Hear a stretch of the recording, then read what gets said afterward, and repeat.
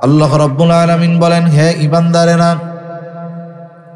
নিজেকে জাহান্নাম থেকে বাঁচাও, তোমার অধীনস্থদেরকেও জাহান্নামের আগুন থেকে বাঁচাও। প্রথম প্রশ্ন, নিজেকে কেমনে জাহান্নাম থেকে বাঁচাবো? জবাব হলো, ঈমান তো এনেছো, গুনাহ ছাড়ো, নেকের কাজ করো, তথা আল্লাহ তাআলার আদেশ নিষেধ মান্য করার মাধ্যমে তুমি নিজেকে জাহান্নাম থেকে বাঁচাও। নিজের জীবনটাকে শরীয়তের আলোকে পরিচালিত করো, নিজেকে পরিপূর্ণ ইসলামের মধ্যে দাখিল করো। এজন্য আল্লাহ রাব্বুল আলামিন কুরআনুল কারীমের মধ্যে জানায় দেন, ইয়া আইয়ুহাল্লাযীনা আমানু দুখুলু ফিস সিলমি কাফা। আল্লাহ তাআলা বলেন, হে ঈমানদারেরা, তোমরা পরিপূর্ণভাবে ইসলামের মধ্যে দাখিল হয়ে যাও, অন্তর্ভুক্ত হয়ে যাও। তার মানে তোমার গোটা জীবনের সব ক্ষেত্রে তুমি ইসলামকে প্রাধান্য দাও। আর ইসলাম হলো এমন এক জীবন ব্যবস্থা, এমন এক দিন যেখানে মানব জীবনের এমন কোনো দিক নাই যেই জায়গায় ইসলামের দিক নির্দেশনা নাই। কেউ যদি মনে করে জীবনের প্রত্যেকটা ক্ষেত্রে ইসলামের অনুশাসন মেনে চলার সুযোগ নাই, তার মানে এই চিন্তার দ্বারা, এই কথার দ্বারা সে ইসলামকে অপূর্ণাঙ্গ মনে করলো। বলেন তো, যদি কেউ এটা মনে করে, বলে অথবা বিশ্বাস করে যে ইসলাম হলো পূর্ণাঙ্গ নয়, অপূর্ণাঙ্গ, বলেন তো তার ঈমান থাকবে নাকি চলে যাবে? কারণ আল্লাহ রাব্বুল আলামিন ইসলামকে, এই দিনকে পরিপূর্ণ হিসাবে ঘোষণা করেছেন। বিদায় হজের দিন আরাফার ময়দানে আল্লাহ রাব্বুল আলামিন ওহী নাজিল করে জানায় দেন, আল ইয়াউমা আকমালতু লাকুম দীনাকুম ওয়া আতমামতু আলাইকুম নি'মাতি ওয়া রাদিতু লাকুমুল ইসলাম দীনা। আল্লাহ তাআলা বলেন, আল ইয়াউমা আকমালতু লাকুম দীনাকুম, আজকে আমি তোমাদের জন্য তোমাদের দ্বীনকে পরিপূর্ণ করলাম। দ্বীন হলো জীবন ব্যবস্থা। শুধু তাই না, আল্লাহ তাআলা সাথে সাথে বলেন, ওয়া আতমামতু আলাইকুম নি'মাতি, দ্বীন পরিপূর্ণ করার সাথে সাথে আমি আল্লাহ তোমাদের জন্য আমার নিয়ামতকেও পরিপূর্ণ করলাম। মানুষের কর্মব্যস্ততা হলো এইরকম, একটা মানুষ নিজেকে যেই ধরনের কাজে ব্যস্ত রাখে, তার পথ চলাও ওই কর্মের প্রভাবের উপরেই হয়। যেমন কেউ যদি দ্বীনি কাজে নিজেকে ব্যস্ত রাখে, তাহলে অন্যান্য বিষয়গুলোর ক্ষেত্রেও সে দ্বীন মেনে চলার চেষ্টা করে। কারো ব্যস্ততা যদি শুধু দুনিয়ামুখী হয়, মানে আখিরাত অর্জনের কোনো চেষ্টা প্রচেষ্টা কোনো কিছু নাই, শুধু দুনিয়া উপার্জন করতে হবে, সে সব ক্ষেত্রে দুনিয়া উপার্জনের দান্দা করে। এজন্য মানুষের কর্মব্যস্ততাও মানুষের অনেক পথ পদ্ধতি নির্ধারণ করে দেয়। সেই ধারাবাহিকতায় অন্যতম একটা জিনিস, এটা হলো মানুষের শিক্ষা, মানুষের ইলম, জ্ঞান। একটা মানুষ শিক্ষা গ্রহণ করে জীবনের অল্প কিছু সময়, কিন্তু এই শিক্ষার প্রভাব তার উপরে গোটা জীবন বিস্তার করে। যেমন একজন যখন দ্বীন শিখে, তখন তার আগামী জীবন বা পরবর্তী হায়াত সে দ্বীনের উপরে চলার চেষ্টা করে। যখন সে জাগতিক শিক্ষায় শিক্ষিত হয় দ্বীনকে বাদ দিয়ে, তখন সে ওই শিক্ষার দ্বারা শুধু দুনিয়া উপার্জনের চেষ্টা করে। আমি যে কথাটা বোঝানোর জন্য এই দুইটা মিসাল দিলাম, মূলত হলো একটা মানুষের শিক্ষা তার ভবিষ্যৎ কেমন হবে এই বিষয়টাকে মোটামুটি নির্ধারণ করে দেয়। আপনারা জেনে থাকবেন, আমাদের দেশে চলতি বছর সহ গত বছরেও যখন নতুন পাঠ্যপুস্তক দেওয়া হলো, আপনাদের অনেকের আত্মীয় স্বজন তো প্রাইমারি স্কুল, হাই স্কুলে পড়ে নাকি? সে কথা বলার আগে আর একটা কথা বলার দরকার, আসলে শিক্ষার উদ্দেশ্যটা কি? শিক্ষার মূল উদ্দেশ্য উপার্জন করা, ভালো চাকরি পাওয়া, মূল কিন্তু এটা ছিল না। আমরা যখন শিক্ষার মূল উদ্দেশ্য থেকে বের হয়ে গিয়েছি, শিক্ষার মূল উদ্দেশ্যটা যখন আমাদের অজানা হয়ে গেছে অথবা উদ্দেশ্যটা মূল উদ্দেশ্যের বাইরে চলে গেছে, তখন স্টুডেন্ট যারা ছাত্র ছাত্রী এরা লেখাপড়া করার পরেও আদবওয়ালা হয় না, ভদ্র হয় না, বরং দিন যায় আরো বেয়াদব হয়। স্বাভাবিক উচিত কি ছিল? যে যত উচ্চ শিক্ষিত হবে সে তত মার্জিত, ভদ্র, বিনয়ী হবে। কিন্তু আমাদের দেশে জাগতিক লাইনের শিক্ষায় যে যত উপরে যায় সে তত বড় বেয়াদব হয়। উচ্চ শিক্ষা গ্রহণ করে উচ্চ বেয়াদব হয়। শিক্ষার মূল উদ্দেশ্যটা ছিল একটা মানুষ শিক্ষা অর্জনের মাধ্যমে সে একজন ভালো মানুষে পরিণত হবে। শিক্ষার মূল উদ্দেশ্য কখনো উপার্জন নয়, ভালো চাকরি নয়। কিন্তু এখনকার জামানার দিকে যদি আপনি নজর দেন, যে জাগতিক যেই শিক্ষা কেন অর্জন করে? কারণ প্রত্যেকটা শিক্ষার্থী চায় যে আমি এই শিক্ষার মাধ্যমে দুনিয়ার লাইনের বড় কিছু হব।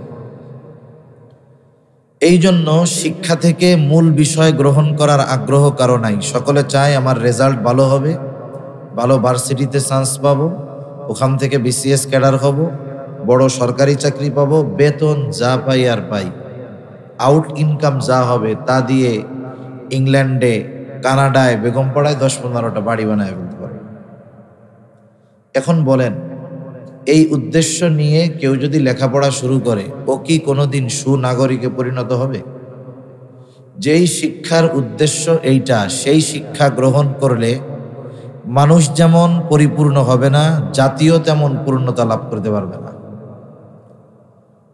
আমরা একটা প্রবাদ আগে পড়ছি ছোটবেলায় স্কুলে, ভুলও হইতে পারে, education is the backbone of nation. শিক্ষা হলো জাতির মেরুদণ্ড। অথচ দেখা যাচ্ছে শিক্ষা গ্রহণ করে জাতির মেরুদণ্ড সোজা করার কথা। মানে একটা জাতিকে শিক্ষিত মানুষরা গোটা দুনিয়ার সামনে রিপ্রেজেন্ট করবে যে আমাদের দেশ নীতি নৈতিকতার দেশ, আমাদের দেশের মধ্যে কোনো দুর্নীতি নাই, আমাদের দেশ একেবারে সব দিক দিয়ে ভালো, কোনো সমস্যা নাই। কিন্তু দেখা যাচ্ছে যারা এই দেশে উচ্চ শিক্ষায় শিক্ষিত হচ্ছে, এই দেশের প্রত্যেকটা ক্ষেত্রে মেরুদণ্ড তারাই ভাঙতেছে। আপনার অর্থনৈতিক মেরুদণ্ড, আমাদের দেশের অর্থনৈতিক মেরুদণ্ড শেষ, এটা যারা বুঝে তাদের অত বলা লাগে না। আচ্ছা বলেন তো, অর্থনীতি তো এদেশের মোটামুটি শেষ। এখন এই অর্থনৈতিক মেরুদণ্ড ভেঙে ফেলার পেছনে হুজুররা দায়ী, মাদ্রাসার শিক্ষক দায়ী। আপনি এদেশের কয়জন আলেমকে পাবেন যে তার দেশের বাইরে কোনো প্রপার্টি আছে, কোনো সম্পদ আছে, বাড়ি আছে? আমার মনে হয় একজন কেউ পাবেন না। কিন্তু কয়েকদিন আগে বাংলাদেশেরই একজন, গত টার্মে উনি মনে হয় ভূমিমন্ত্রী ছিলেন, ওনার ব্যাপারে খবরে আসলো শুধুমাত্র ইংল্যান্ডেই নাকি 260টা বাড়ি আছে ওনার। এই সম্পদগুলো উনি এদেশ থেকে নিয়ে ওই দেশে পাঠিয়েছেন। এই যে প্রপার্টি সম্পদ উনি পাঠালেন, দেশের অর্থটা বিদেশে পাচার করলেন। উনি কিন্তু বড় শিক্ষিত মানুষ, বিসিএস ক্যাডারও মনে হয়। তো এই যে যারা এই কাজগুলো করতেছে, শিক্ষার মাধ্যমে দেশের অর্থনীতির মেরুদণ্ড ভাঙতেছে। সাথে সাথে অর্থের চাইতে বড় সম্পদ তো ক্যারেক্টার। ইংরেজির আরেকটা প্রবাদ আছে যে money is lost, nothing is lost, health is lost, something is lost, but character is lost, everything is lost. অর্থনৈতিক মেরুদণ্ড যদি ভেঙে যায়, এটাকে মানুষ পরিশ্রম, কষ্টের মাধ্যমে একসময় দাঁড়া করতে পারে। অনেক মুরব্বী আছেন, মুক্তিযুদ্ধ হয়তো দেখছেন। এই মুক্তিযুদ্ধের সময় আমাদের দেশের কত ক্ষয়ক্ষতি হয়েছে। এর আগে ব্রিটিশ শাসনামলের কথা যারা জানেন, 200 বছর ব্রিটিশরা আমাদের এই উপমহাদেশ শাসন করছে। এই 200 বছর তারা আমাদের কিছু দেয় নাই, এরা কিন্তু সব নিছে। অনেকে বলতে পারেন হুজুর অনেক জায়গায় তো ব্রিটিশ যেই জিনিসগুলো আছে, অনেক রেল লাইন, রেলপথ, ব্রিজ স্থাপনা এগুলা যে আছে এগুলা তো আমাদের জন্য করছে। না না, ব্রিটিশরা এদেশে রেল লাইন, ব্রিজ, সেতু এগুলা করছে কারণ হলো তৎকালীন সময়ে তারা সম্পদগুলো দেশে পাঠাতো বোম্বে থেকে। এখন বাংলাদেশ থেকে বা এই জায়গা থেকে ট্রাকে ট্রাকে সেই বোম্বে নেওয়া তো কঠিন। এই জন্য বড় শক্তপোক্ত ব্রিজ আর রেল লাইন করছে এদেশের সম্পদগুলো যেন ইংল্যান্ডে নিতে তাদের সহজ হয়। এই জন্য এখন আমাদের অর্থনৈতিক মেরুদণ্ড অনেক আগের থেকে ভেঙে দেওয়ার পরেও এটা পড়ে গেছে আবার দাঁড়িয়ে গেছে, পড়ে গেছে আবার দাঁড়িয়ে গেছে। কিন্তু আফসোস লাগে জাগতিক শিক্ষায় শিক্ষিত মানুষগুলো শুধু আমাদের অর্থনৈতিক মেরুদণ্ড নয়, আমাদের এই প্রজন্ম আগামী প্রজন্মের চারিত্রিক মেরুদণ্ডকেও তারা ভেঙে দিচ্ছে। এমন শিক্ষা ব্যবস্থার প্রণয়ন তারা করতেছে যার দ্বারা আগামী প্রজন্ম জানোয়ারের চাইতে বেশি খারাপ হয়ে যাবে। যেই শিক্ষা গ্রহণ করার দ্বারা দ্বীনি ইলম, দ্বীনের উপরে চলা তো বহুদূর, বরং দ্বীন থেকে বহু দূরে তারা চলে যাবে। এজন্য আগামী প্রজন্মকে রক্ষা করার জন্য প্রত্যেকটা সচেতন অভিভাবককে এখন থেকেই আগামীর টার্গেট নির্ধারণ করার দরকার।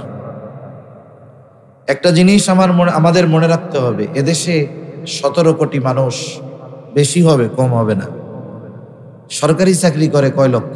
সর্বোচ্চ হাইয়েস্ট সবাই মিলিয়ে 20 লাখ হইতে পারে সর্বোচ্চ, এটা কম হবে আরো হয়তো।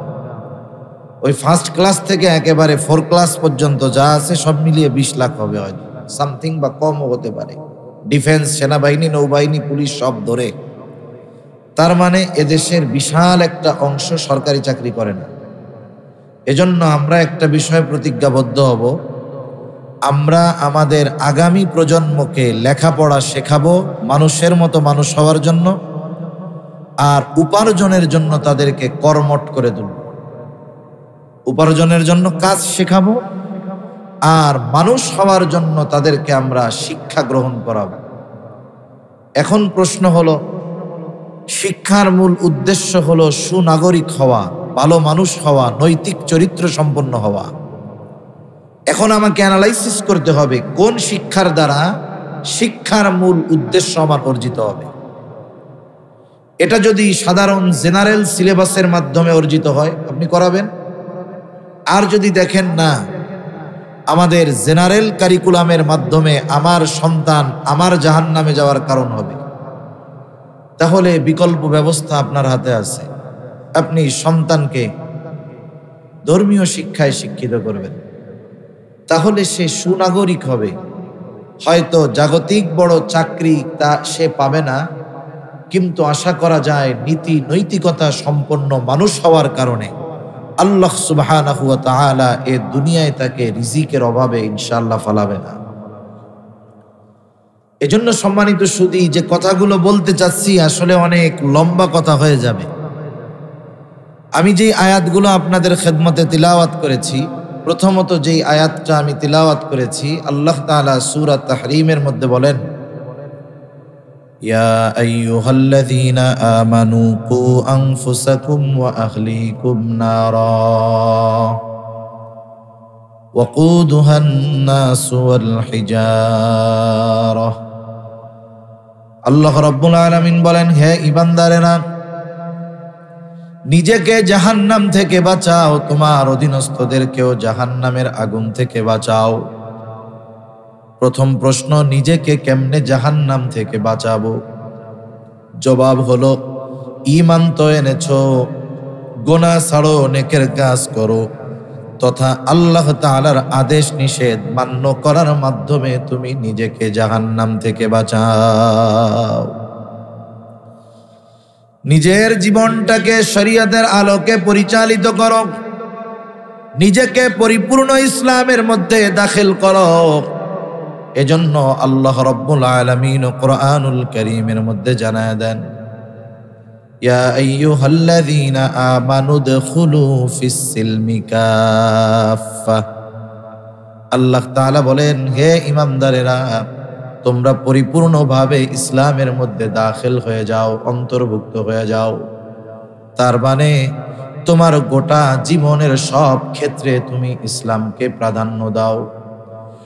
আর ইসলাম হলো এমন এক জীবন ব্যবস্থা, এমন এক দিন যেখানে মানব জীবনের এমন কোনো দিক নাই যেই জায়গায় ইসলামের দিক নির্দেশনা নাই। কেউ যদি মনে করে জীবনের প্রত্যেকটা ক্ষেত্রে ইসলামের অনুশাসন মেনে চলার সুযোগ নাই, তার মানে এই চিন্তার দ্বারা, এই কথার দ্বারা সে ইসলামকে অপূর্ণাঙ্গ মনে করলো। বলেন তো, যদি কেউ এটা মনে করে, বলে অথবা বিশ্বাস করে যে ইসলাম হলো পূর্ণাঙ্গ নয় অপূর্ণাঙ্গ, বলেন তো তার ঈমান থাকবে নাকি চলে যাবে? কারণ আল্লাহ রাব্বুল আলামিন ইসলামকে, এই দিনকে পরিপূর্ণ হিসাবে ঘোষণা করেছেন। বিদায় হজের দিন আরাফার ময়দানে আল্লাহ রাব্বুল আলামিন ওহী নাজিল করে জানায় দেন, আল-ইয়াওমা আকমালতু লাকুম দীনাকুম ওয়া আতমামতু আলাইকুম নি'মাতি ওয়া রাদিতু লাকুমুল ইসলাম দীনা।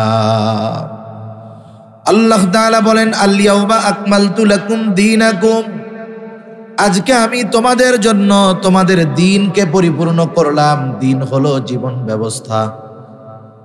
শুধু তাই না, আল্লাহ তাআলা সাথে সাথে বলেন, ওয়া আতমামতু আলাইকুম নি'মাতি, দ্বীন পরিপূর্ণ করার সাথে সাথে আমি আল্লাহ তোমাদের জন্য আমার নিয়ামতকেও পরিপূর্ণ করলাম। উলামায়ে কেরাম, বুজুর্গানে দ্বীন বলেন, এখানে খুব শিক্ষণীয় একটা বিষয় আছে। আল্লাহ তাআলা দ্বীন পরিপূর্ণ করার সাথে সাথে নিয়ামতকে পরিপূর্ণ করার ঘোষণা কেন দিলেন? মূলত আল্লাহ তাআলা আমাদেরকে বোঝাতে চান, ও দুনিয়ার মানুষ, ইমানদার, এই দ্বীন শুধু যে তোমাদের জন্য নির্দিষ্ট কিছু আইন কানুন বিধি নিষেধ এমনটা নয়, বরং এই দ্বীন যেহেতু পরিপূর্ণ, এই পরিপূর্ণ দ্বীনটাও তোমাদের জন্য বড় একটা নিয়ামত। মানুষ যদি অজানা গন্তব্যের দিকে ছুটে চলে, মনে করেন যেই নৌকা, সমুদ্রের মধ্যে নৌকা চলতেছে, হাল নাই পালও নাই, হালও নাই পালও নাই, নিয়ন্ত্রণের কেউ নাই। আমরা ছোটবেলায় একটা কম্পোজিশন পড়েছি ইংরেজিতে, এম ইন লাইফ, এর মধ্যে এরকম লেখা ছিল, গন্তব্যহীন বা উদ্দেশ্যহীন জীবন হলো ওই নৌকার মতো, যেই নৌকার কোনো গন্তব্য নাই, হাল নাই পাল নাই। ও বাতাস আসলে একদিক যায়, স্রোতাসটা আর একদিকে যায়, ও নির্দিষ্ট গন্তব্যে কখনো পৌঁছাইতে পারে না। ইসলাম হলো আমাদের জন্য নেয়ামত। কেন? এ দুনিয়ায় গন্তব্যহীন পথে যখন আমি ছুটে চলবো, আমার কোথায় গন্তব্য আমি না জানলেও ইসলাম আমাকে আমার গন্তব্য কোথায় সেটা জানায় দিবে, এবং ওই গন্তব্যে কিভাবে, কোন পদ্ধতিতে আমাকে পৌঁছাতে হবে সেটাও ইসলাম আমাকে জানায় দিবে। এজন্য এই দুনিয়ার জন্য দ্বীনের উপরে চলার ক্ষেত্রে, হায়াত অতিবাহিত করার ক্ষেত্রে কি করতে হবে না করতে হবে, সব ধরনের দিক নির্দেশনা ইসলাম আমাকে দিয়েছে। আদেশ নিষেধ ইসলাম আমাকে জানিয়ে দিয়েছে। এটা আমার জন্য শুধু আইন কানুন এমনটা নয়, বরং এই ইসলাম জীবন পথে পরিচালনার ক্ষেত্রে এটা আমার আপনার জন্য নেয়ামত। ঠিক কিনা বলেন? সেজন্য আল্লাহ রাব্বুল আলামিন দ্বীনকে নেয়ামত হিসাবে অভিহিত করেছেন। দ্বীন পরিপূর্ণতার মাধ্যমে নেয়ামতের পরিপূর্ণতার ঘোষণাও আল্লাহ তাআলা দিয়েছেন। শুধু তাই না, এবং এই দ্বীন ইসলামকে আমাদের জন্যই আল্লাহ তাআলা মনোনীত করেছেন।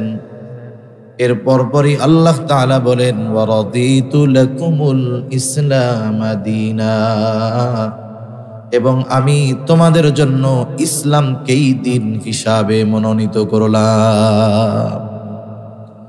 ইসলামবিহীন জীবন ব্যবস্থা কোনো দিন সফলতা আনতে পারবে না, ব্যক্তি জীবনেও নয়, রাষ্ট্রীয় জীবনেও নয়। রাষ্ট্রীয় পরিবর্তন আমার আপনার মতো মানুষের জন্য অসম্ভব, কিন্তু নিজেকে পরিবর্তনের ক্ষেত্রে তো এটা অসম্ভবের কোনো কিছু নেই। এজন্য আমি নিজের জীবনে আগে ইসলামকে পরিপূর্ণভাবে প্রতিষ্ঠা করব। ইসলামী যত আইন অনুশাসন আছে আমি যদি নিজে মেনে চলতে চাই, আমাকে বাধা দেওয়ার কেউ নাই। আমি যদি হারাম না খাই, কেউ আমাকে জোর করে হারাম খাওয়াইতে পারবে? আমি যদি পর্দায় চলি, পর্দা করি, কেউ আমাকে বেপর্দা করতে পারবে না। সেই জন্য আল্লাহ তাআলা বলেন, হে ঈমানদারেরা, নিজেকে দ্বীনের উপরে পরিপূর্ণ পরিচালনার মাধ্যমে জাহান্নামের আগুন থেকে বাঁচাও। সাথে সাথে ওয়া আহলিকুম নারা, তোমার অধীনস্থ যারা আছে এদেরকেও দ্বীনের উপরে পরিচালনা করার মাধ্যমে জাহান্নামের আগুন থেকে তুমি বাঁচাও। একটা মানুষকে পরিপূর্ণ দ্বীনের উপরে পরিচালিত করতে পারে না যদি সে নিজে পরিচালিত না হয়। এখন নিজেকে দ্বীনের উপরে পরিপূর্ণ পরিচালনা করতে হলে দ্বীন সম্পর্কে জ্ঞান থাকার দরকার আছে না নাই? আমার জন্য কোনটা হালাল, কোনটা হারাম, কোনটা করতে পারবো, কোনটা করতে পারবো না, এ বিষয়গুলো জানতে হবে না? এজন্য মানুষ যদি নিজেকে জাহান্নাম থেকে বাঁচাতে চায়, দ্বীনের উপরে চলতে চায়, তাহলে তার ইলম দরকার। কি দরকার বলেন না? ইলম দরকার। নিজেকে জাহান্নামের আগুন থেকে বাঁচানো যেমন ফরজ, অনুরূপভাবে দ্বীনি ইলম অর্জন করাও ফরজ। কারণ দ্বীনি জ্ঞান ছাড়া কোনো মানুষ নিজেকে জাহান্নাম থেকে বাঁচাতে পারবে না। এই জন্য নবীজি এক হাদিসের মধ্যে বলেন, তলাবুল ইলমি ফারিদাতুন আলা কুল্লি মুসলিম, দ্বীনি ইলম শিক্ষা করা প্রত্যেক মুসলমানের উপরে ফরজ। সে পুরুষ হোক আর নারী হোক, প্রত্যেক মুসলিম নরনারীর উপরে দ্বীন শিক্ষা করা ফরজ। এখন কতটুকু দ্বীন শিক্ষা করতেই হবে, কতটুকু দ্বীন শিক্ষা করা ফরজ? উলামায়ে কেরাম বলেন, কমপক্ষে নিজে পরিপূর্ণ দ্বীনের উপরে চলতে পারে এতটুকু দ্বীন প্রত্যেককেই শিখতেই হবে। ফরজ বিষয়ের দ্বীন শিক্ষা করা ফরজ। মনে করেন নামাজ পড়া, এটা ফরজ। নামাজ সম্পৃক্ত সকল মাসালা শিক্ষা করাও ফরজ। এই জন্য আমাদেরকে দ্বীনের উপরে চলার জন্য যতটুকু দ্বীন শেখা দরকার ততটুকু শেখা ফরজ। যদি কেউ ওই পরিমাণ জ্ঞান অর্জন না করে তাহলে সে ফরজ তরকের গুনাহ করতেছে। আবার কেউ কেউ বলেন না, শুধু নিজের জন্য হলে হবে না। কারণ আল্লাহ তাআলা বলেন, হে ঈমানদারেরা, নিজে জাহান্নামের আগুন থেকে বাঁচো, অধীনস্থদেরকেও বাঁচাও। তার মানে নিজে জাহান্নাম থেকে বাঁচার জন্য যতটুকু জ্ঞান শিখতে হবে, ইলম শিখতে হবে, ওইটুকুর সাথে সাথে অধীনস্থদেরকে দ্বীনের উপরে পরিচালনা করার জন্য যেই জ্ঞান, যেই ইলম দরকার সেটাও শিক্ষা করা ফরজ। তার মানে নিজে এবং অধীনস্থদেরকে জাহান্নাম থেকে বাঁচানোর জন্য যতটুক ইলমে দ্বীন দরকার এটা শিক্ষা করা ফরজ। মনে রাখবেন, আমাদের দেশে শিক্ষা ব্যবস্থা দুই ভাগে বিভক্ত। কয় ভাগে? দুই ভাগে। একটা হলো জাগতিক শিক্ষা আর একটা হলো ধর্মীয় শিক্ষা। জাগতিক শিক্ষাটা আবার দুই ভাগে বিভক্ত। একটা হলো জাগতিক উপকারী জ্ঞান, জাগতিক অনুপকারী জ্ঞান। জাগতিক মানে এই দুনিয়ার কিছু শিক্ষা আছে যেটা মানুষের জন্য কল্যাণকর, কিছু শিক্ষা আছে এর মধ্যে কোনো কল্যাণ নাই, বরং ওই শিক্ষা অর্জন করে জাহান্নামে যাওয়া লাগতে পারে। যেমন আমাদের পাঠ্যপুস্তকের মধ্যে এমন কিছু বিষয় ঢুকায় দেওয়ার চেষ্টা করে না, ওরা ঢুকায় দিছেও, প্রতিবাদ করা হইতেছে। আসলে প্রতিবাদ যে হিসাবে দরকার ছিল সেই হিসাবে আমরা করতে পারতেছি না। আমরা অভ্যন্তরীণ কলহ দ্বন্দ্বের মধ্যে লিপ্ত আছি। অথচ এই যে শিক্ষা ব্যবস্থার মধ্যে, পাঠ্যপুস্তকের মধ্যে যেই বিষয়গুলো ঢুকায়া দেওয়া হলো, এই বিষয়গুলো ঢুকায়া দেওয়ার মাধ্যমে নির্দিষ্ট কোনো দলের ক্ষতি তারা করতেছে তা না, বরং সব মুসলমানের ক্ষতি করতেছে, ইমানের ক্ষতি করতেছে। ট্রান্সজেন্ডারের বিষয়টা একেবারে সহজ করে তুলে ধরতে চাচ্ছে। আগামী প্রজন্মকে দিনহীন করার যেই শিক্ষা ব্যবস্থা, যেই পাঠ্যপুস্তক প্রণয়ন করা হচ্ছে, এর প্রতিবাদ দল মত নির্বিশেষে সকল ধর্মের মানুষের করার দরকার আছে। এখন বলতে পারেন সব ধর্মের কেন? ইসলাম যেমন এই ট্রান্সজেন্ডার ইস্যুর বিষয়ে সরাসরি ফতোয়া, এ বিষয়ের কোনো সুযোগ নাই। এই বিষয়টা মাইনা নিলেই তো সে বেঈমান।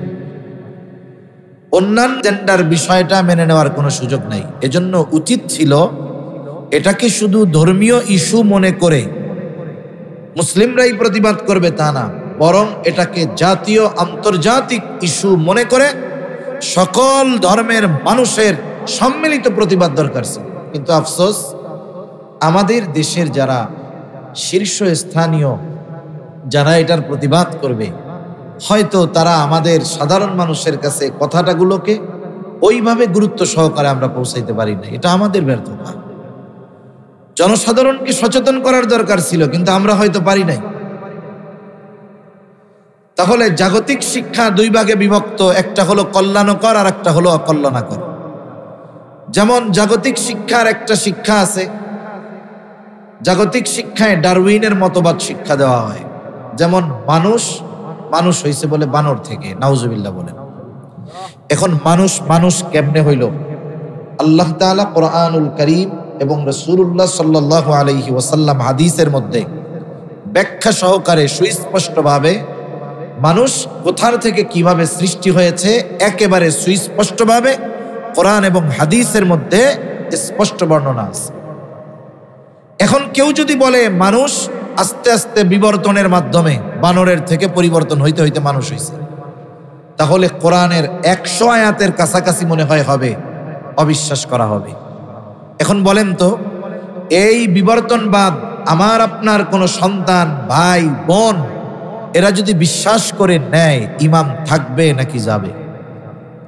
তাহলে জাগতিক শিক্ষার একটা পার্ট এটা ক্ষতিকর, উপকারহীন, এতটা উপকারহীন যে ওটা বেঈমান বানায় ফেলতে পারে। জাগতিক শিক্ষার আর একটা পার্ট সেটা উপকার। যেমন মাদ্রাসায় পড়া ডাক্তার হওয়া যাবে না, এটা বাস্তব কথা। কওমি মাদ্রাসায় পড়া ডাক্তার হইতে পারবে? পারবে না। ইঞ্জিনিয়ার হতে পারবে? পারবে না। কারণ এখানে ওই সাবজেক্ট পড়ানো হয় না, জাগতিক লাইনে পড়ানো হয়। এখন একজন ডাক্তার হলো, ইঞ্জিনিয়ার হলো, এটা উপকারী শিক্ষা। উপকারী শিক্ষা, উপকারী জ্ঞান, এই জ্ঞান অর্জনে ইসলাম কখনো মানা করে না, বরং কিছু কিছু ক্ষেত্রে উদ্বুদ্ধ করে। এখন এই জাগতিক উপকারী শিক্ষা পরকালীন উপকারের কারণ হতে পারে। কেমনে? মনে করেন একজন ডাক্তার হয়েছে, আমাদের দেশে ডাক্তার হইলে এটা তো সোনার হরিণ, কোনো মতে চেম্বার একটা দিতে পারলে হইছে। সুস্থ মানুষও যদি তার কাছে যায়, 1500-2000 টাকা ভিজিট নেওয়ার পরে কোনো রোগ নাই, ও দেখাই বুঝছে যে কোনো রোগ এই লোকের নাই, এরপরেও 30,000 টাকার টেস্ট দিয়া দিবে, বলবে এই টেস্টগুলো করে আপনি আমাকে 15 দিন পরে দেখাবেন। এখন 30,000 টাকার টেস্ট আবার বলে দেয়, শোনেন ওই ডায়াগনস্টিক সেন্টারেই কিন্তু করবেন। এখন আপনি তো বাধ্য, আপনাকে এমন ভয়ভীতি দেখাবে, আপনি ভয়ে টেস্টই করে ফেলবেন। আপনি 30,000 টাকার টেস্ট করলেন, কোনো রোগ আপনার নাই, এটা ডাক্তারও জানে। কেন দিল? কারণ ওইখান থেকে প্রায় 50% তার কমিশন আছে। আপনারা আবার কি দেখাবে জানেন? দেশের সিস্টেম হলো এরকম, এই কয়েকদিন আগে চাউলের দাম বাড়ছে জানেন আপনারা, আবার দাম যে কমছে এটা জানেন। কিন্তু দেশের নিয়ম কি? 15 টাকা বাড়ায়া 5 টাকা কমাবে। উদ্দেশ্য কিন্তু 10 টাকাই বাড়াবে, কিন্তু সিস্টেমটা কি? বাড়ানোর ঘোষণা দিবে 15 টাকা, আর গভর্নমেন্ট তৎপর হয়ে উঠবে, এগুলো করা যাবে না, এই কমাও কমাও কমাও। কমাইবে কত? 5 টাকা। এটাই ওদের সাথে কন্ডিশন ছিল যে আমরা এরকম করব, আপনারা এরকম করবেন। তাইলে সাপও ভাঙলো না, সাপও মরলো, লাঠিও ভাঙলো না। এটা একটা পলিসি। আপনারা আবার বলবে, হুজুর আপনি তো আমার মহব্বতের মানুষ, আপনার জন্য 20% ডিসকাউন্ট করে দিলাম। আপনি চিন্তা করবেন, ওরে বাবা আমারে খুব মহব্বত করে, 20% ডিসকাউন্ট দিয়ে দিছে আমারে। আসলে কাহিনীটা কি? আপনারেও খুশি রাখলো, আবার কামাইও করলো। আবার কয়দিন পরে যখন দেখাইতে যাবেন, তখন আবার হাফ ভিজিট দিবেন। এই ধরনের ডাক্তার সমাজে কম না বেশি? এখন বলেন তো, সে তো জাগতিক উপকারী জ্ঞান অর্জন করেছিল, কিন্তু এই উপকারী জ্ঞানের সৎ ব্যবহার না হওয়ার কারণে এই জ্ঞানটা তার আখিরাতের জন্য কল্যাণকর হবে না ক্ষতিকর হবে? সে মানুষকে ঠকাইছে, ধোঁকা দিয়েছে। আর নবীজি বলেন মান গাশশানা ফালাইসা মিন্না, যে ধোঁকা দেয় সে আমার উম্মত না। আরেকজন ডাক্তার হয়েছে ঠিক, কিন্তু মানুষ ওই ডাক্তারের মতো সে ডাকাত না। সে গরিব মানুষ গেলে লিখে দেয় যে এখানে তার জন্য ভিজিট ফ্রি, কোনো টাকা দেওয়া লাগবে না, বেহুদা কোনো টেস্ট দেয় না। আবার গ্রাম থেকে শহরে সে থাকে, মাসে 2-1 বার গ্রামের মানুষকে খেদমতে খালকের নিয়তে, মানুষের খেদমতের নিয়তে গ্রামে আসে, প্রাথমিক কিছু ওষুধ নিয়ে আসে। মানুষ তার কাছে আসে, ওই সপ্তাহে বা মাসে 1 দিন 2 দিন ফ্রি ট্রিটমেন্ট করে মানুষদের, করে আল্লাহর জন্য। এখন বলেন তো, তার এই উপকারী জ্ঞানটা তাকে দুনিয়াতে যেমন কল্যাণকর জিনিসের ব্যবস্থা করবে, আখিরাতেও তার জন্য এই কাজ নাজাতের কারণ হতে পারে কি পারে না? দুনিয়াবি উপকারী জ্ঞান তখনই কাজে লাগবে যখন ওই দুনিয়াবি উপকারী জ্ঞানের সাথে দ্বীনের সমন্বয় থাকে। এই যে ব্যক্তিটা দ্বীন ঢুকায় দিছে কি, যে আমি মানুষের এই খেদমতটা করতেছি আল্লাহর জন্য, মানুষকে ঠকাবো না, আমি সুস্থতার সাথে আমি মানুষের জন্য একেবারে নিবেদিত প্রাণ হব, আমার তো আল্লাহ তাআলা দিচ্ছে কিছু উপকার তাদের জন্য করব। এতে কি হলো? দুনিয়াও অর্জন হলো, এর সাথে দ্বীনকে একটু মিশায়া দেওয়ার কারণে এটা তার আখিরাতের জন্য কল্যাণকর হয়ে গেল। এবার আসেন ধর্মীয় শিক্ষা। ধর্মীয় শিক্ষাটাও 2 ভাগে বিভক্ত। একটা হলো যেই ধর্মীয় জ্ঞান অর্জন করা ফরজ, আর একটা হলো যেই ধর্মীয় জ্ঞান অর্জন করা ফরজে কিফায়া। যেই জ্ঞানটা ফরজ, ওই ফরজ পরিমাণ জ্ঞান প্রত্যেকটা মুসলমানের জন্য শিক্ষা করা ফরজ। একজন মুসলমানের জন্য সে যা করে করুক, কৃষক হোক, সিএনজি চালাক, দিন মজুর করুক, যা করে করুক, তার জন্য শিক্ষা করা কি ফরজ। আরেকটা হলো ফরজে কিফায়া, এটা সকলের জন্য ফরজ না। কিছু মানুষ যদি এই জ্ঞান অর্জন করে, তাহলে তার ওই জ্ঞানের দ্বারা ওই সমস্ত মানুষগুলো উপকৃত হতে পারবে। যেমন জানাজার নামাজ এক এলাকার কেউ যদি না পড়ে সবাই গুনাহগার হবে, কয়েকজন পড়লে সবার পক্ষ থেকে আদায় হয়ে যাবে। সব মানুষের মুফতি হওয়া জরুরি না, কিন্তু কিছু মানুষের মুফতি হওয়া জরুরি। কারণ যখন নতুন কোনো সমস্যা আসবে, সাধারণ মানুষ এর সমাধান যখন পাবে না, মুফতি সাহেব সমস্যার সমাধান করবে। এজন্য জরুরতে দিন যেটা, ফরজ পরিমাণ দিন যেটা, এটা আমাদের সকলের শিক্ষা করা ফরজ। উচিত ছিল এই মুসলিম দেশে প্রত্যেকটা শিক্ষা প্রতিষ্ঠানে, ওটা স্কুল হোক আর মাদ্রাসা হোক, জরুরতে দিন শিক্ষার ব্যবস্থা প্রত্যেকটা প্রতিষ্ঠানে থাকার দরকার ছিল। তো আমাদের স্কুলগুলোতে আছে? জোরে বলেন না, আছে? নাই। তাহলে যেই শিক্ষাটা ফরজ সেটাই নাই, বরং শিক্ষা হচ্ছে এমন যেই শিক্ষা গ্রহণ করে আমাদের মুসলমানের সন্তানেরা বেঈমান হওয়ার দিকে ধাবিত হয়ে যাচ্ছে। এজন্য অভিভাবক হিসাবে আমাদের সচেতন থাকতে হবে। আমি যদি আমার সন্তানকে ফরজ পরিমাণ দিন শিক্ষার ব্যবস্থা না করি, সন্তানের হক এটা, তাহলে ওই সন্তান যদি বদ্দিন হয়, ওই সন্তান যদি কিয়ামতে জাহান্নামী হয়, আমি বাবা যত ভালো নেককার বুজুর্গ হই না কেন, আমাকে ধরা পড়তে হবে ওই সন্তান আমার ওই অধীনস্থ ব্যক্তির কারণে আমার জান্নাতে যাওয়া কঠিন হয়ে দাঁড়ায়।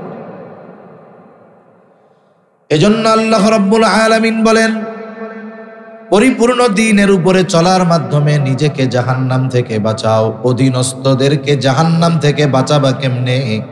দ্বীনের উপরে চলার শিক্ষা প্রদান করার মাধ্যমে।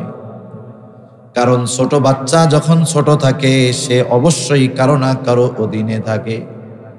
ছোট বাচ্চাদের দ্বীন শিক্ষা দেওয়া এটা তাদের অন্যতম হক।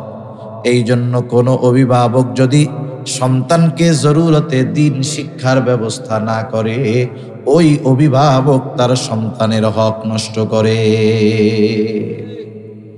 এজন্য আপনি আপনার সন্তানকে বড় হয়ে কি বানাতে চান সেটা পরের কথা, কিন্তু তার ভিত্তিমূলক শিক্ষাটা দ্বীনি শিক্ষায় শিক্ষিত করার দরকার আছে না নাই? এজন্য দেখবেন হাই লেভেলের জেনারেল শিক্ষিত যারা, অথবা জাগতিক শিক্ষার উচ্চ শিক্ষার যেই বিষয়গুলো, ওগুলার চাইতে প্রাইমারি শিক্ষায় বাচ্চাদেরকে এমন কিছু মগজে ঢুকায় দেওয়ার চেষ্টা করা হয়, যার দ্বারা ওই শিশু বাচ্চার মননে বিকাশে ইসলাম বিদ্বেষী ভাব ফুটে ওঠে। এজন্য ক্লাস 3 মধ্যে ধর্ম বইয়ের মধ্যে কি করছে, ইসলাম ও নৈতিক শিক্ষা বই, এর কাভার পেজের পেছনের ভেতরের পাশে ওইখানে দুর্গার মূর্তি দিয়ে রাখছে। 2, 4, 5, 10টায় যদি ভুল হইতো বুঝতাম, গোটা দেশে হইল কেন? তার মানে এটা ইচ্ছাকৃতভাবে করছে যে আমাদের অবস্থা কি, আমরা কোনো প্রতিবাদ করি কিনা, বলি কিনা, এ বিষয়টা যাচাই বাছাই করার জন্য এটা করেছে। যখন সাধারণ মুসলিমও ফুসলে উঠছে, আস্তে করে পরের দিন থেকে বইগুলো আবার মার্কেট থেকে উঠায় নিয়ে গেছে। এ দুষ্টমিটা করার কি দরকার ছিল? এত টাকা ব্যয় করার কি দরকার ছিল? ওদের টাকা ব্যয় কোনো ব্যাপার না, কারণ যারা ইসলাম বিদ্বেষী ওদের কাছে আমরা আমাদের ইমানের মূল্য না বুঝলেও ওরা আমাদের ইমানের দাম বুঝে। এই জন্য ব্যাপক অর্থ ব্যয় করে ওরা আমাদের ইমান কিনতে চায়। গোটা দুনিয়া, দেশের মধ্যে আমাদের দেশ সহ গোটা দুনিয়া আছে খ্রিস্টান মিশনারি যারা আছে, এনজিও যারা আছে, এদের উদ্দেশ্য কি? এদের উদ্দেশ্য হলো মূলত দিনহীন করা আমাদেরকে।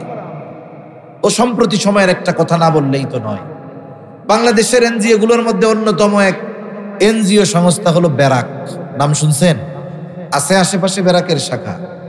ব্যারাক গোটা বাংলাদেশে ঘরে ঘরে সুদ পৌঁছায়া দেওয়া, এই কর্ম যারা করছে, সুদ পৌঁছায়া দেওয়ার ব্যবস্থাপনা যারা করছে, এদের মধ্যে 1 নম্বর ব্যারাক আর 2 নম্বর হলো গ্রামীণ ব্যাংক। মনে রাখবেন, একজন মানুষ নোবেল পুরস্কার কয়েক কারণে পায়। নোবেল পুরস্কার যদি এমন কিছু করতে পারেন যার দ্বারা গোটা মুসলিম উম্মার বড় ক্ষতি হবে, আপনি করেন, দেখবেন আপনিও নোবেল পুরস্কার পেয়ে গেছেন। ডক্টর ইউনূসকে নোবেল পুরস্কার দিছে কেন? ও কি করছে? অর্থনীতির কি করছে সে? বরং এদেশের ইতিহাস যদি ঘাটা হয়, ঘরে ঘরে সুদ পৌঁছায়া দেওয়ার অবদান রাখছে ও। ইমানহীন করার মিশনে এই ইউনূসের অবদানের কারণে নোবেল কমিটি ওকে অর্থনীতিতে নোবেল দিয়েছে, ওকে নোবেল পুরস্কার দিয়েছে। এই জন্য ফজলে হাসান আবেদ মারা গেছে। এই মানুষগুলোর যে আকীদা বিশ্বাস, এদের জন্য মাগফিরাতের দোয়া করা যায় না, কারণ ও যেই বিশ্বাসের উপরে মরছে, ওদের জন্য মাগফিরাতের দোয়া করা যায় না, যদিও মনে হয় মুসলমান ঘরের সন্তান। ফজলে হাসান আবেদ, কত সুন্দর নাম দেখছেন? এইরকম নাম অনেক মৌলভী সাহেবেরও নাই। একটা মানুষের নাম দেখে বোঝা যায় যে ওর বাপ মা কেমন ছিল। নামের মাধ্যমে এটা বোঝা যায় ওনার মা বাবা মনে হয় মোটামুটি দিন বুঝতেন, নাহলে এত সুন্দর নাম তো রাখার কথা না। সদু মধু কদু রাখতো নাম, তৈরি এত সুন্দর নাম রাখছে। এই লোকটাকে ব্রিটিশরা নাইট উপাধি দিয়েছে, স্যার উপাধি দিয়েছে। এটা নোবেলের পরে বড় একটা পুরস্কার। কেন দিছে? ব্যারাক প্রতিষ্ঠা করার জন্য। ব্যারাক কি করে? ব্যারাকের কিছু মিশন আছে, শিক্ষা মিশন আছে, অর্থনৈতিক মিশন আছে। ব্যারাক একটা বড় ইউনিভার্সিটিও আছে। এই ব্যারাকের কাজ হলো, ব্যারাক এনজিওর কাজ হলো প্রত্যন্ত অঞ্চলে সুবিধাবঞ্চিত শিশুদের জন্য শিক্ষার ব্যবস্থা করা আর দরিদ্রদের মাঝে সুদের উপরে লোন দেওয়া। এই দুইটা হলো তাদের মূল স্কিম। এরপরে তাদের প্রপার্টি ব্যবসা আরো তারা বাড়াইছে। এখন এই ব্যারাক যেই সব জায়গায় প্রতিষ্ঠান ছিল ব্যারাকের, মানুষ ফ্রি পড়তে যাইতো, ছোট ছোট বাচ্চারা যাইতো, তাদেরকে শিক্ষা দিত, সুকৌশলে ইমানহীন তাদেরকে করা হইত। এর পদ্ধতি একটা আমি আপনাদের বলি, এগুলো আমরা ওলামায়ে কেরাম বলার কারণে ওরা অনেকটা চেপে যায়, না বললে তো করতেই থাকবে। ছোট ছোট কোমলমতি শিশু বাচ্চারা আসে, ওদের প্রজেক্ট থাকে। বাচ্চারা আসলে ওদেরকে কিছু খাবার দাবার, চকলেট, পছন্দের যা তাই দেওয়া হয়। আপনি যদি একটা শিশু বাচ্চা 2 বছর বয়স, ওরে যদি একটা স্বর্ণের টুকরা না দেন এত বড়, আর যদি 1 টাকা দামের 5টা চকলেট দেন, বলেন তো কি নিবে? ওর চাহিদা ওই সময়ের উপর। ওই ছোট বাচ্চারা আসতো, ব্যারাক প্রজেক্ট থেকে টাকা দেওয়া হতো যে তোমরা ওদের চকলেট বিস্কিট কিনে দিবা। এইবার বাচ্চাদেরকে বলতো তোমরা চোখ বুইজা আল্লাহর কাছে চকলেট চাও তো। এইবার বলে আল্লাহ, ছোট বাচ্চা তো বুঝে না, বলে আল্লাহ চকলেট দেন, চকলেট তো আসে নাই। এইবার চোখ বন্ধ করে আপুর কাছে চকলেট চাও তো, বলে আপু চকলেট দেন। এবার আপু সবার হাতে হাতে একটা চকলেট দিত। এবার সবার হাতে চকলেট চলে গেছে। এখন আপু জিজ্ঞাসা করে ছোট ছোট কোমলমতি বাচ্চাদের, বলো তো চকলেট কে দেয়? আল্লাহ দেয়? বলে না, আল্লাহ দেয় না। চকলেট কে দেয়? বলে আপু দেয়। এই যে কথাটা, এটা হয়তো আমাদের কাছে ছোট মনে হতে পারে, কিন্তু এই কথা তার মননে, মগজে, মস্তিষ্কে যখন বসে যাবে, তার মন থেকে এটা উঠে যাবে যে সব কিছু ও দেয়, সে দেয়, আল্লাহ কোনো কিছুই দেয় না। নাউজুবিল্লাহ। এই যে ব্যারাকের শিক্ষা প্রকল্পের একটা বিষয় শুধু আমি আপনাদের সামনে বললাম, ঈমানহীন করা উদ্দেশ্য এদের মূল। দ্বিতীয়, অর্থনৈতিকভাবে সমাজের রন্ধ্রে রন্ধ্রে এই ব্যারাক লোন দিয়ে দিয়ে একেবারে ঘরের মধ্যে পর্যন্ত সুদ পৌঁছায় দিচ্ছে। এনজিওরা সুদ দেয়, পুরুষদের দেয় না। সদস্য হওয়া লাগে নারী। গ্রামীণ ব্যাংকেও সদস্য হওয়া লাগতো নারী। যখন সাপ্তাহিক তাদের আলোচনা হইতো, ওই জায়গায় কোনো পুরুষ প্রেজেন্ট থাকতো না, সব নারী। আবার চেহারা ঢাইকা ওই অফিসারের সামনে গেলে লোন হবে না, সবকিছু হবে না, চেহারাও দেখানো লাগতো। একটা ঘরে যদি বেপর্দা, বেহায়াপনা ঢুকায়া দেওয়া যায়, সাথে সাথে হারামকে ঢুকায়া দেওয়া যায়, বলেন তো ওই পরিবার থেকে নেক্সট জেনারেশন যারা আসবে, এরা তো এমনিই মোটামুটি দিনহীন হয়ে আসবে, ঠিক কিনা বলেন? আমরা বুঝি নাই। আমরা চিন্তা করছি আমাদের ক্ষুদ্র ঋণ দিয়ে আমাদেরকে অর্থনৈতিকভাবে স্বাবলম্বী হওয়ার সহযোগিতা তারা করতেছে। না না, এই টাকা ইনভেস্ট করে সুদের মতো জঘন্য হারামকে আমাদের ঘরে ঢুকিয়ে দিয়ে তারা আমাদের ঈমানটাকে কিনে নিয়ে যাচ্ছে, আমরা বুঝতেই পারতেছি না। এই ব্যারাক বড় ইউনিভার্সিটি ঢাকার মধ্যে আছে। এই কয়েকদিন আগে আধুনিক এই শিক্ষা ব্যবস্থা এবং পাঠ্যপুস্তক নিয়ে শিক্ষকদের সেমিনার হয়েছে একটা। এই সেমিনারে ব্যারাক ইউনিভার্সিটির একজন শিক্ষক বক্তব্য দিয়েছেন। তিনি তার বক্তব্যে বলেছেন যে আপনি বাজার থেকে একটা বই কিনবেন, সপ্তম শ্রেণীর সামাজিক বইটা আপনি কিনবেন, সমাজ বই, সামাজিক শিক্ষা। এর মধ্যে 2টা পৃষ্ঠা আছে যেখানে ট্রান্সজেন্ডারের ব্যাপারে উদ্বুদ্ধ করা হইতেছে। আপনারা সবাই ট্রান্সজেন্ডার বোঝেন কি বোঝেন না আমি বুঝতেছি না। আমাদের দেশে আমরা তৃতীয় লিঙ্গ হিজড়া বলি, হিজড়া আছে না?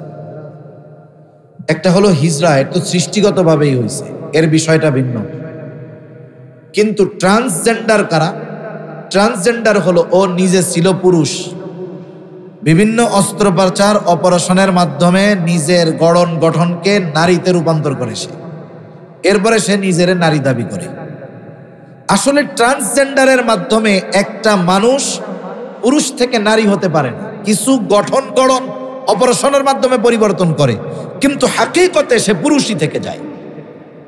এখন মনে করেন ট্রান্সজেন্ডার কারা হইতে পারবে? এটারে আরো সহজ করতেছে ওরা। কয়েকজন পুরুষ ও যদি মনে মনে ভাবে যে আমি নারী, তাইলে ও নারী বলে গণ্য হবে। নাউজুবিল্লাহ। আমার তো মাঝে মধ্যে মনে হয় আমি বাংলাদেশের প্রেসিডেন্ট, আমি কি হইতে পারবো? আমার তো মনে মনে চায় যে আমি বাংলাদেশের প্রধানমন্ত্রী হইতে পারবো? তাহলে এই বিষয়টা তো সহজ বিষয়, যে একটা মানুষ পুরুষ হওয়ার পরে সে যদি নিজেকে মনে মনে নারী ভাবে, তাইলে এই লোকটা যে অসুস্থ এটা বুঝতে কোনো কিছু বাকি আছে? তাহলে 1 নাম্বার, এই ট্রান্সজেন্ডারের চিন্তা ভাবনা এটা একটা বড় ধরনের মানসিক রোগ, এবং যারা এই রোগাক্রান্ত এরা বিকারগ্রস্ত। বরং উচিত ছিল এই ধরনের চিন্তাধারা যাদের মধ্যে, তাদেরকে রাষ্ট্রীয় পৃষ্ঠপোষকতায় চিকিৎসার ব্যবস্থা করা। এইটা না কইরা বরং তাদের এই দাবিকে আরো উস্কায়া দেওয়া হচ্ছে, বৈধতা দেওয়ার অপচেষ্টা করা হচ্ছে। তাহলে কি হবে দেখেন, মুসলিম সভ্যতা বাদ দেন, মুসলিম ধর্মের কথা বাদ দেন, হিন্দু, বৌদ্ধ, খ্রিস্টান সব ধর্মের কথাই আপনি আনেন, কারো ঘরে হইছে ছেলে, ওই লোক যদি কয়দিন পরে যদি বলে আব্বা আমার তো মেয়ে মেয়ে মনে হইতেছে, তাইলে যে সামাজিক চেন, পারিবারিক চেন, পারিবারিক ধারাবাহিকতা, এগুলো কি অক্ষুণ্ণ থাকবে?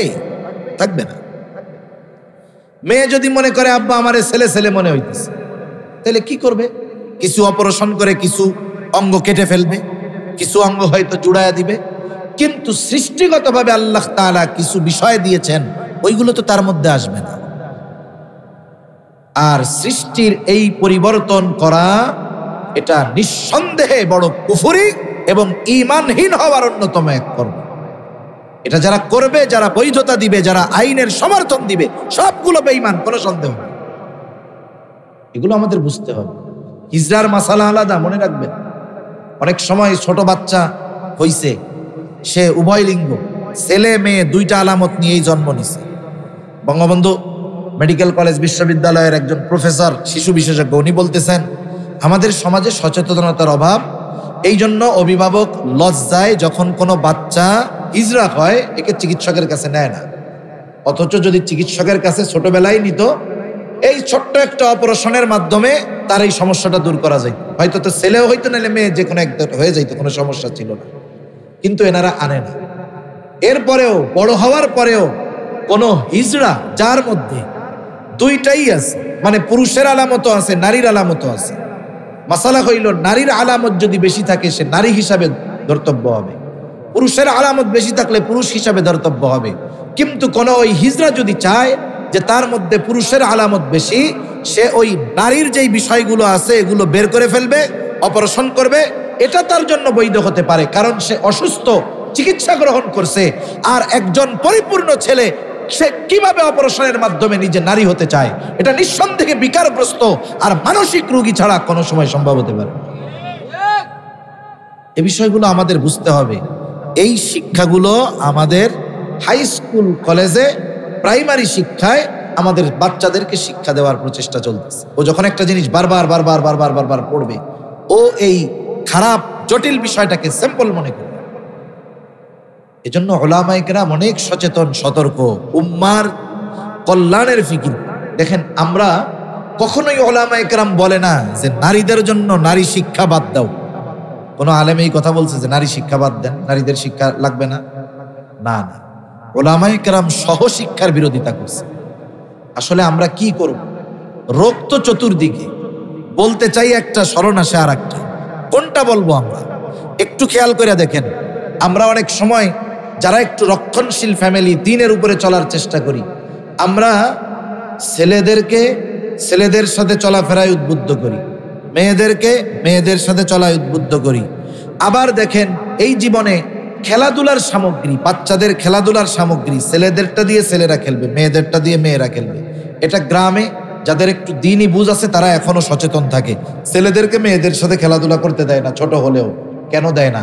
উলামায়ে কেরাম এই ব্যাপারটা খুব সচেতনতার সাথে বলছেন যে একটা ছোট বাচ্চা, ছেলে যদি মেয়েদের জিনিসপত্র নিয়ে খেলাধুলা করে, মেয়ে সাজে, অনেক মা বাবা আছে বুঝে না, ছেলেটা সুন্দর, ওরে মাঝে মধ্যে মেয়ের মতো সাজায়, এটা বড় বোকামি কাজ। অনেক মা বাবা আছে আল্লাহ তাআলা ছেলে দেয় নাই, এইবার মেয়েটারে প্যান্ট গেঞ্জি টেঞ্জি পরাইয়া ওইটারে পোলাই বানায় ফেলছে। এসব কাজ খুব খারাপ। আপনি যে তাকে যেভাবে গড়ে উঠাচ্ছেন, এর প্রভাবপূর্ণ